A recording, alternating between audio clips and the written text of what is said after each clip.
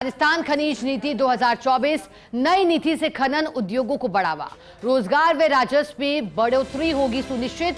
इस नीति में खनिज ब्लॉक्स की प्री एम्बेडेड अनुमतियों के साथ नीलामी होगी।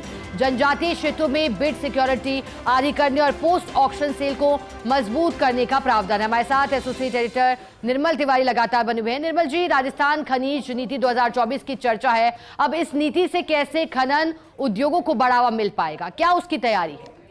देखिए शिखा, खनन सेक्टर जो है राजस्थान का सबसे बड़ा सर्विस सेक्टर है और राजस्थान की एसजीडीपी में उसका योगदान 18 से 20% का है। यानी करीब 35 से 40 लोगों को प्रत्यक्ष और परोक्ष रोजगार भी मिलता है। और अब तो मेजर मिनरल की भी झड़ी लगी है। जब से मुख्यमंत्री भजनलाल शर्मा का पगफेरा यहाँ इतना शुभ साबित हुआ है कि लगातार 86 जो मेजर मिनरल के ब्लॉक्स हैं उनकी नीलामी की जा चुकी है और इस साल के अंदर 34 बिक गए हैं।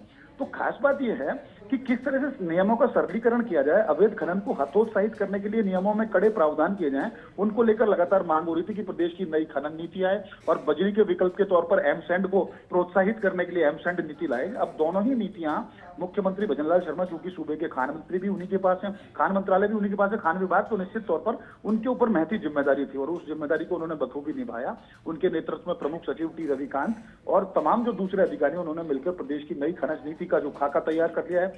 इसको 4 दिसंबर को खुद मुख्यमंत्री जो दूसरी 8 और अन्य जो नीति है उनके साथ ही खनिज नीति को भी दोपहर 3 बजे जो 4 दिसंबर को फंक्शन होगा सीएमओ में, उसमें जारी करेंगे। लेकिन इस नीति की खास बात बताई जाए तो इसमें खास बात यह है कि इसमें जो खनन उद्योग है उनको बढ़ावा देने के लिए और रोजगार व राजस्व में बढ़ोतरी करने के लिए इस तरह के प्रावधान किए गए ताकि ज्यादा राजस्व अर्जन किया जा सके। नियमों का सरलीकरण होगा तो निवेश ज्यादा होगा, निवेश ज्यादा होगा तो खनन की प्रक्रिया में तेजी आएगी, खनन की प्रक्रिया में तेजी आएगी तो बढ़ावा मिलेगा इससे राजस्व को भी और खनन प्रक्रिया को भी। इसी नीति में खनिज ब्लॉक्स की प्री एम्बेडेड जो अनुमतियों के साथ नीलामी की बात थी उसको इसमें प्रावधान किया गया है। जनजातीय क्षेत्रों में बिड सिक्योरिटी को आदि कर दिया गया है। यानी जो ट्राइबल एरिया के जो लोग हैं जिनकी खातेदारी में वहां खनिज निकलता है वो खनिज व्यवसाय से जुड़ना चाहते हैं, उनके लिए इसकी व्यवस्था की गई। इसमें बिड सिक्योरिटी आदि करने से वो भी इसमें पार्टिसिपेट कर सकेंगे इसकी नीलामी की प्रक्रिया में।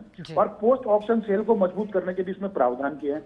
आधुनिक तकनीक से जो जीरो वेस्ट माइनिंग है, यानी कि कई बार ऐसा देखा गया है जहां माइनिंग बहुत ज्यादा होती है वहां ओवरबर्डन बहुत ज्यादा होता है, तो उसको निपटाने में बड़ी समस्याओं का सामना करना पड़ता था, पर्यावरण असंतुलित होता था। उसके लिए भी ये प्रावधान किए गए हैं। ऑनलाइन रॉयल्टी वसूली के प्रावधान किए गए ताकि मैनुअल हैंडलिंग से बचा जा सके। जो विवाद होते थे, झगड़े होते थे, ई रवन्ना में फर्जी वाड़े के सामने जो चीजें सामने आती थी उनको रोकने की कोशिश की गई है। परमिट का सरलीकरण किया गया है। अवैध खनन पर जीरो टॉलरेंस के तहत जियो फेंसिंग की व्यवस्था की गई है, जीपीएस ट्रैकिंग की व्यवस्था की गई है, RFID चेक पोस्ट लागू करने की व्यवस्था की गई है। ये तमाम व्यवस्थाएं इस खनिज नीति में है।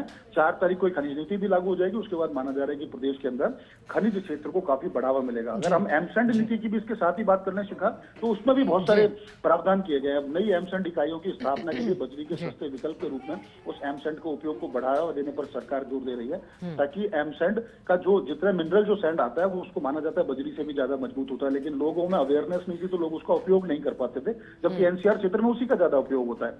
तो अवैध बजरी खनन को रोकने के लिए बजरी के विकल्प के तौर पर एमसैंड नीति लाई जा रही है। इस एमसैंड इकाई की स्थापना के लिए 3 साल के अनुभव की जरूरत होगी। 3 करोड़ रुपए की नेट। बिल्कुल निर्मल जी, और कई व्यवस्थाएं प्रावधान कर राजस्थान खनिज नीति तैयार भी है और यही कोशिश है कि क्षेत्र को बढ़ावा मिले। बहुत शुक्रिया आपका निर्मल जी, साथ जुड़ने के लिए, पूरी जानकारी के लिए।